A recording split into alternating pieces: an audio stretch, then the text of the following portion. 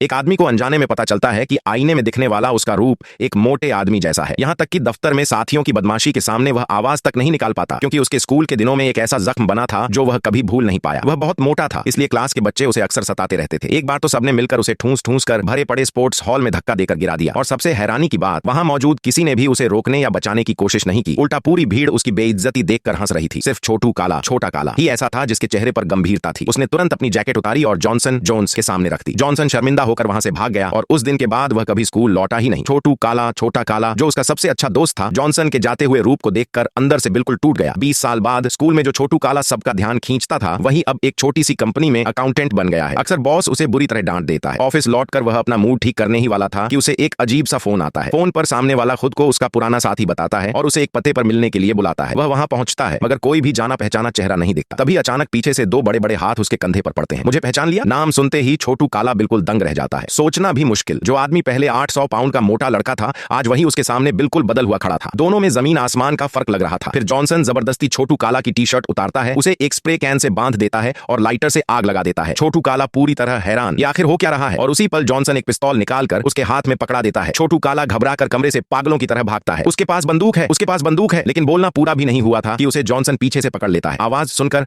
बाहर खड़े काले कपड़ों वाले लोग अंदर दौड़ पड़ते हैं। उनमें से एक छोटू काला को खींचकर बाहर ले जाना चाहता है, पर बाहर पहले से ही और ज्यादा काले